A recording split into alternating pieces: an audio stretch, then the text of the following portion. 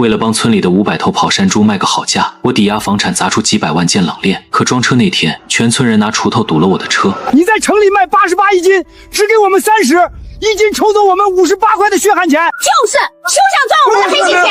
今天必须60块一斤，不然让腐烂在村店里也不给你。我没废话，当场撕了合同，转头进了隔壁穷得叮当响的贫困村。半年后，我赚得盆满钵满，贫困村家家都盖起了小洋楼，而我老家那500头猪全烂在了圈里。村长带着全村人跪在我基地门口，哭着求我5块钱收他们的猪。我居高临下的看着他们，不好意思，我的高端冷链不收垃圾。退钱！这猪我们今天就是全杀掉喂狗，也绝不卖给你林爷。为了帮村里这500头纯种跑山猪卖个好价钱，我跑断了腿，抵押了市里的房子，托了无数关系，才终于砸开了省城3家高端生鲜超市的渠道。我给村民开出的收购价是30块钱一斤。要知道，现在市面上的普通生猪收购价才15、16块，可现在换来的却是群情激愤，连乡亲们的血汗钱都坑，你良心被狗吃了吗？带头闹事的是村里的杀猪匠王大发，他吐了一口浓痰，把一张皱巴巴的打印纸狠狠拍在我胸前。大家伙看看，这是我在城里上大学的侄子拍的照片。咱们的跑山猪被他包装了一下，在城里的精品超市卖多少钱？88块钱一斤啊！王大发一嗓子喊出来，村民们的眼睛瞬间红了，嫉妒和愤怒在人群中彻底炸开。好啊，林爷，你30块收我们的，转头卖88，一斤你就要抽走我们58块钱的血汗钱，丧尽天良啊！一头猪200斤，你啥也不干，一头猪就在我们头上狂赚1万块。我们家都没你这么赔心，这叫吸血。面对一双双充血的眼睛，我只觉得一阵可笑，甚至感到一种深深的悲哀。王大发，你那点算术就别拿出来丢人现眼了。我深吸一口气，试图做最后的解释。88块是高端终端零售价，这中间的隐性成本你算过吗？无菌毒载不要钱，0度排圈车间不要钱，这200万的冷链运流车不要钱，还有超市的高昂进场费、损耗率，以及我花几十万打通的溯源系统营销费。如果没有我这套标准化的冷链和包装，你们的猪拉到镇上，人家最多按15块一斤收，连饲料钱都收不回来。你放屁！猪是我们喂出来的，漫山夜也是我们赶的，凭什么你弄几个破塑料盒子一装就拿大头？你真拿我们当没见过世面的泥腿子了？林爷，我今天把话放在这儿，收购价走猪涨到60块一斤，少1分钱。你今天这车别想改平改出林家村。村民们齐声附和，仿佛他们才是掌握了商业密码的赢家。看着这些贪婪、无知且理直气壮的嘴脸，我心里那最后一丝带全村致富的乡土情节彻底灰飞烟灭。我没有暴跳如雷，只是异常平静地点了点头。行。王大发眼中闪过一丝狂喜，以为自己拿捏住了我这个城里回来的大学生。算你小子识相，赶紧拿钱！我直接转身，从冷链车的副驾驶拿出一沓早就签好的生猪保底收购合同。在全村人惊愕的目光中，厚厚的合同被撕成2半，扬在了王大发和二大爷的脸上。林爷，你干什么？我拍了拍手上的纸屑，眼神冰冷地扫过全场。你们不是嫌我赚黑心钱吗？你们不是觉得这猪拉到城里就能卖88吗？那我不收了。你们那500头猪已经养了快10个月了，再拖半个月不出仓，肉质就会变柴，变成没人要的肥大猪。既然你们这么有本事，自己去找88块一斤的渠道吧。祝你们发大财。说完，我没有一丝拖泥带水，敲了敲驾驶室的车窗。老李，掉头撤！3辆重型冷链车发出一声震耳欲聋的轰鸣，喷出一股尾气，毫不留恋地驶出了林家村。我看着空荡荡的村口，村民们面面相觑，突然有点心慌。大发，他真走了。咱们那500头猪每天还要吃掉好几百块的包谷面呢，这可咋办？怕个鸟！他林也能卖88，咱们找镇上的张屠夫，哪怕卖个50块一斤也是血赚。他林也自己断了财路，以后有他哭的时候。村民们一听，顿时又觉得自己打了胜仗，喜笑颜开的散去，做起了发财的大梦。而此时，市里生鲜超市民营总裁给我打来电话：小林啊，后天开业大促，你的500头特级黑猪肉能按时入库吧？这可是我们主打的高端招牌，绝不能掉链子。我看着车窗外不断倒退的风景，目光落在了岔路口破败的指路牌上。张总放心，猪源管够。而且这一次，我给您弄一套执行力最强、肉质最好、成本更优的顶级冷链基地。我嘴角勾起一抹冷笑，林家村不要的破天富贵，隔壁穷的叮当响的大山沟村恐怕会抢着要。大山沟村人如其名，穷的只剩下山和沟。这里是省级挂牌的贫困村，因为进村的最后5公里全是烂泥路，连收破烂的都不愿意往这跑。此时，村支书赵建国正蹲在村委会门口，吧嗒吧嗒地抽着劣质旱烟，愁得头发都白了。在他面前站着一个戴着金项链的猪贩子，正满脸嫌弃地踢着脚下的泥巴。哼，赵村长，不是我心黑，你们这路我的车进来一趟底盘都要刮花。村里那300-400头黑毛猪，我最多给8块钱一斤，行就行，不行拉倒。8块？现在市面上的白条猪都卖15块了。我们这是吃松子喝山泉水长大的正宗跑山猪，一头猪光是喂包谷和照料的人工都不止这个价。你这跟抢有什么区别？哼，是你们的猪好，可运不出去有什么用？再过个把月，猪越长越肥，肉质全毁了，到时候我5块钱都不收，你们就留着自己过年吃吧。看着猪贩子转身离去，赵建国身后的几十个村民个个面露绝望。村里穷，年轻人都出去打工了，留下的老弱病残就指望这批猪年底换点钱，给娃交学费，买几件过冬的新棉袄。难道这大半年的心血真要打水漂了？就在赵建国咬着牙准备开口妥协的时候，3辆犹如钢铁巨兽般的重型冷链物流车碾过泥泞的土路，稳稳地停在了村委会门口的空地上。我跳下车，扫了一眼一旁目瞪口呆的猪贩子，直接掠过他，径直走到赵建国面前。你是赵村长吧？自我介绍一下，我叫林野，做高端生鲜冷链的。赵建国有些局促地在裤腿上擦了擦手，不敢相信这种大老板会来他们这个穷乡僻壤的地方。林老板，您这大车是来收猪的？我没废话，直接开门见山。你们村的黑毛猪成色我看过了，底子不错。刚才这位老板出8块是吧？我不给8块。哼，听见没，老赵，人家大老板连8块都不愿意给，你们这破猪就等着烂在。我给25块。我平静的声音像一道惊雷砸在了大山沟村所有人的头顶，全场死一般的寂静，连那个戴金项链的猪贩子都像被掐住了脖子的鸭子，瞪大了眼睛。多少？你疯了吧？市里最好的厂子收猪也就18块顶天了。我做事不需要你教。猪贩子被我身上的气场镇住，灰溜溜的夹着包跑了。赵建国夹着旱烟的手剧烈颤抖起来，眼眶瞬间红了，连声音都在打结。林老板，你不是拿我们寻玩笑吧？25块活猪。我拿出一份崭新的合同，但在递给赵建国之前，我按住了合同。不仅是这一批25块，以后你们养出来的猪只要符合我的标准，我都按这个底价收。但是赵村长，丑话我说在前面，我这25块钱不是做慈善，我的肉是要进城里最高端的米其林餐厅和精品超市的，所以从今天起，你们养猪必须守我的规矩。第一，我不收圈养猪，每天这群猪必须在山上跑够3个小时，运动量不达标的不要。第二，饲料必须用我提供的科学发酵配方，绝对不准喂任何泔水和激素，发现一次直接拉黑全家。第三，我要在你们村的空地上建一个临时的0度排酸预冷库，屠宰必须在无菌环境下进行，每一块肉都要打上溯源2维码。我的规矩很严，而且非常折腾人。如果有人眼红我终端卖的贵，想跟我扯皮闹涨价，甚至断供的，现在就提出来，我立马走人。我在林家村吃过的亏，绝不会在大山沟吃第2次。面对我这堪称苛刻的要求，赵建国不仅没有半点犹豫，反而激动的老泪纵横。穷怕了，只要能挣干净的钱，只要能让乡亲们吃上饱饭，别说折腾人，就是让他少活10年他都干。扑腾！赵建国猛地转身，面对着村民们。大山沟的爷们们，听见林老板的话没？人家给咱25块的活命钱，这是咱们全村祖坟冒青烟才盼来的活菩萨。谁要是敢为一滴泔水，谁要是敢背地里搞小动作，坏了林老板的买卖，我赵建国第一个把他逐出族谱，全村人共击之。听见没有？听见了。几十个村民，无论是满头白发的老人，还是干瘦的妇女，全都红着眼睛发出震天响的回应。他们的眼神里没有贪婪，只有对摆脱贫困的极度渴望和对我的无限感恩。我看着这一幕，紧绷的嘴角终于露出了一丝笑意。执行力，这就是我最看重的东西。我将合同递给赵建国。好，老李，把第一批检测设备和发酵饲料卸车，通知工程队下午进场搭排酸冷矿。赵村长，叫几个手脚麻利的小伙子换上无菌服，今天咱们就开始收第一批猪。整个大山沟村瞬间沸腾，沉寂了几10年的穷山沟如同注入了最强劲的引擎，所有人爆发出了前所未有的干劲。而此时，距离大山沟村只有5公里的林家村，带头闹事的王大发正翘着2郎腿坐在村口的摇椅上嗑瓜子。大发叔，林野那小子真没回来求咱们啊！咱们那500头猪今天一天又吃了700多块钱的饲料。呸！急什么？毛头小子硬撑罢了。我已经在镇上联系了3个杀猪匠，明天一早咱们就把猪杀了几十头拉到城里去，林野能卖88，咱们直接去超市门口摆摊卖50，城里人还不抢疯了？到时候大把的钞票拿回来，我看林野还有什么脸咱们村混？王大发满眼都是贪婪的金光，仿佛已经看到了大把的钞票向他飞来。他根本不知道，一场足以让林家村底裤都赔穿的灾难正在向他们逼近。省城内绿山高端精品超市门外，夏末的清晨，气温已经开始渐渐攀升。王大发脖子上搭着条发黄的毛巾，指挥着2个林家村的年轻人从一辆满是泥泞和血水的农用3轮车上往下卸肉。轻点，轻点，这可都是钱。大发叔，咱们在这卖能行吗？这可是城里最高级的超市啊！哼，你懂个屁！林野那小子就是在里头卖88一斤，咱们在门口堵着卖50，那些城里人又不傻，有便宜能不占？卖肉嘞！正宗林家村跑山黑猪，超市里头卖80多，咱今天只要50，走过路过不要错过啊！正值早市，来高端超市采购的都是些开着豪车、穿着讲究的阔太太和高级保姆。听到吆喝，真有几个人好奇地凑了过来。王大发见状大喜，正准备切肉展现一下自己的刀工。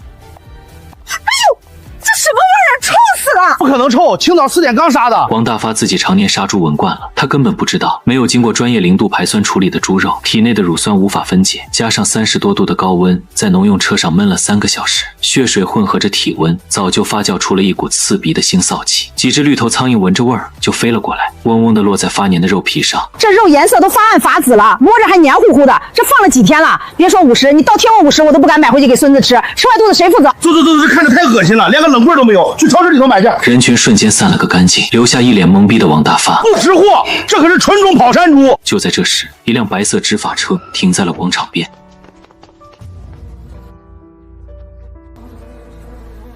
谁让你们在这摆摊的？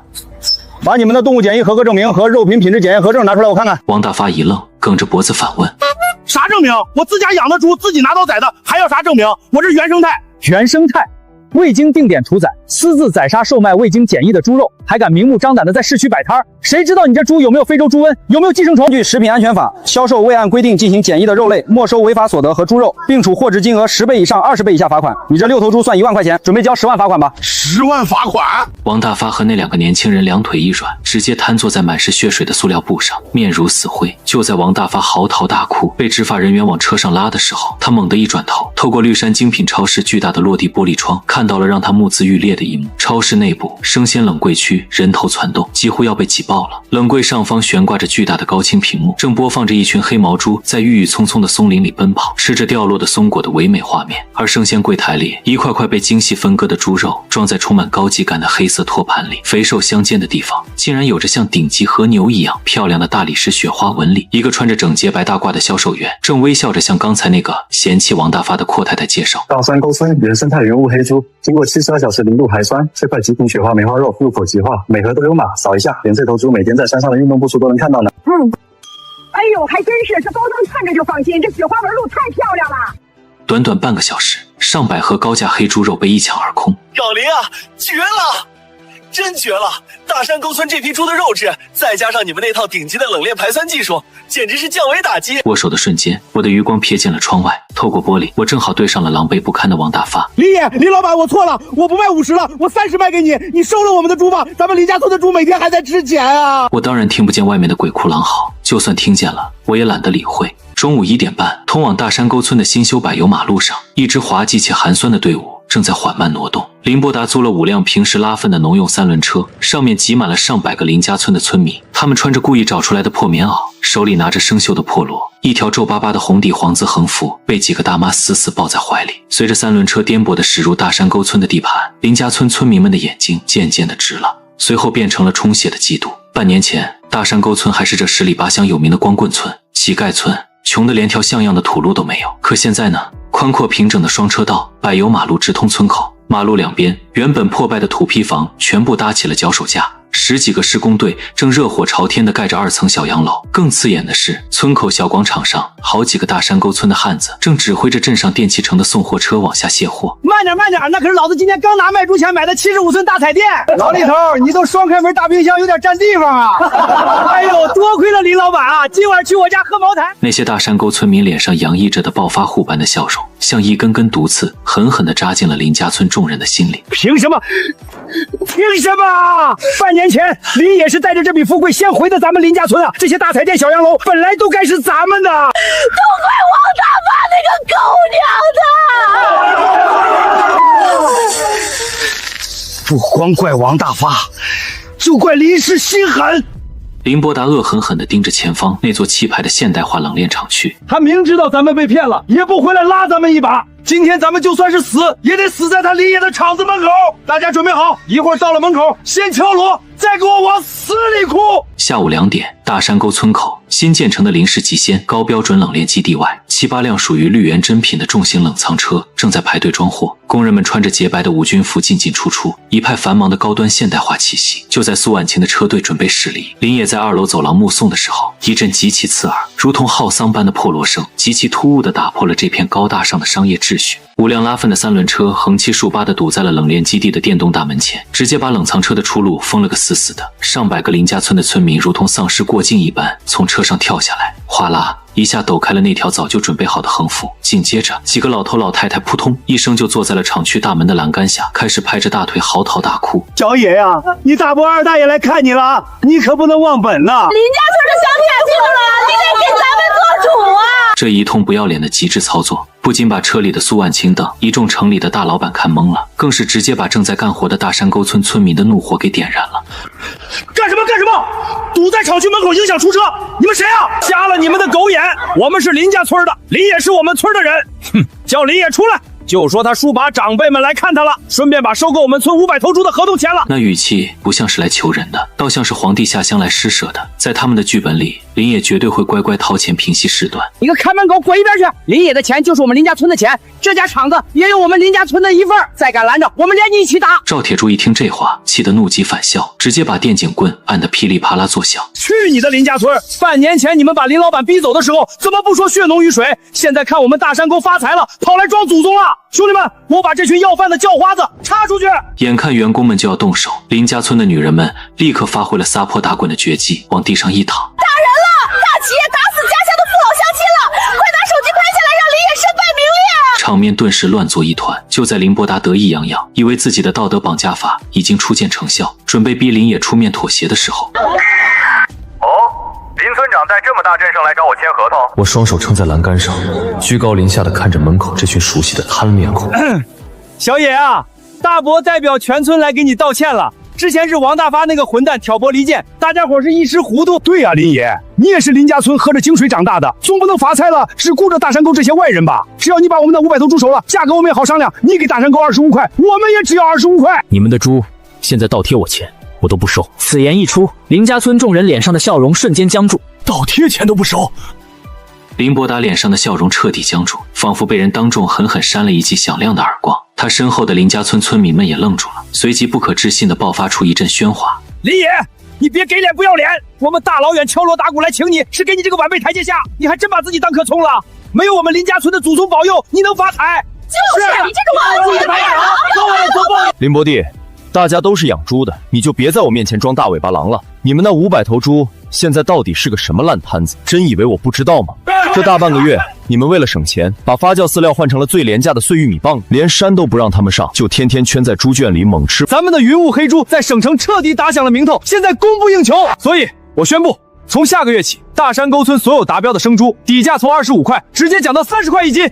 年底，合作社再额外拿出1成利润给大家分红。大山沟村的村民彻底疯狂了，掌声欢呼声掀翻了天。而铁门外，林家村的上百号人如遭雷击，浑身的血液都凉透了。30块，那原本是林野第一天回村时双手捧着递给他们的价格。如果那天他们没有听信挑拨，如果那天他们没有贪心不足蛇吞象去堵我的车，今天在这里数着钞票欢呼雀跃的本该是林家村啊！巨大的心理落差彻底击溃了林家村人的心理防线。扑通，不知道是谁先带的头，刚刚还气焰嚣张的二大爷双腿一软，直挺挺地跪在了满是泥土的地上。小野，林老板，求求你了，我家的几十头猪一天就要吃几百块，我棺材本都砸进去了。你还15块，千错万错都是我们的错，5块，5块钱一斤你也拉走吧。再不卖，全村都要喝西北风了。林伯达也绷不住了，弯下了曾经不可一世的脊梁，苦苦哀求。110号林家村的人哭嚎声连成一片，哪里还有半点刚才来赐教的威风？看着这群痛哭流涕的乡亲，林野的眼神里没有一丝一毫的怜悯。我林野这人说到做到，把大门拉开，让冷链车出去送货。沉重的黑色大铁门缓缓向两侧拉开，重型冷藏车发出震耳欲聋的轰鸣，喷出一股强劲的气流，无情地逼退了林家村的村民。车轮卷起的尘土扑了林伯达和二大爷满脸，他们瘫坐在地上，看着那一辆辆满载着财富的冷藏车远去，耳边是大山沟村村民们庆祝涨价的欢声笑语，绝望像潮水一样将他们彻底淹没。半年后，林家村的那500头猪最终因为出不起饲料钱，饿死了一小半，剩下的被外地的劣质猫狗粮加工厂以1斤2块钱的废肉价格拉走，连本钱的1/10都没收回来。村民们负债累累，曾经的兄弟爷们为了推卸责任大打出手。村长林伯达被愤怒的村民赶下了台，带头闹事的王大发更是半夜连铺盖卷都扔了，成了躲债的老赖。这辈子都不敢回村。林家村彻底成了一个人人怨声载道的破败荒村。而另一边，省城年度农业经济峰会现场，镁光灯闪烁，掌声雷动。林野穿着笔挺的定制西装，站在最耀眼的领奖台上。他的林氏极鲜已经拿下了2轮顶级风投，不仅垄断了全省70%的高端生鲜黑猪肉市场，还将大山沟村的模式成功复制到了另外10个贫困村，带动了上万人脱贫致富。林总，感谢你为咱们省的农业现代化以及平准扶贫做出的卓越贡献啊！这是我应该做的。与其试图叫醒一群装睡的贪婪之人，不如把财富和机会留给真正懂得感恩、愿意同行的人，这才是真正的商业之道。